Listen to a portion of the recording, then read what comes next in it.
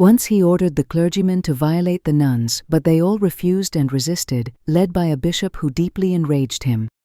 In 2002, in a large state hospital in Odessa, Ukraine, an elderly man was fighting cancer that had spread throughout his body.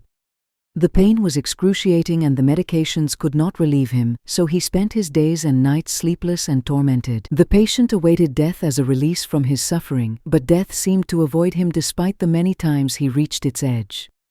For entire months he lingered between life and death, and people said that his soul would not leave his body. At some point the wretched man seemed to awaken from a stupor and desperately asked for a priest to come to him quickly.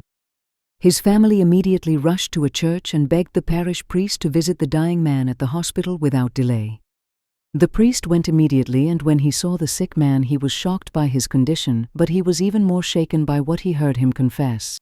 The elderly man began speaking without preamble and confessed that from his youth he had been a militant atheist and a member of the Communist Party holding an important position. He had once been appointed commander of a labor camp in Siberia, and there he hated the Christian prisoners, especially the clergy.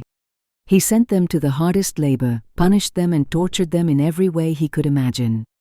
Once he ordered the clergymen to violate the nuns, but they all refused and resisted, led by a bishop who deeply enraged him. That night he took the bishop to a freezing room, stripped him and tied him naked to a table. The room was full of rats that devoured him alive all night, and in the morning only his bones were found in the blood. The elderly man finished his confession and asked for forgiveness. The priest read him the prayer of absolution. The next day the bed was empty. The sick man had died that same night after unloading the burden of his conscience.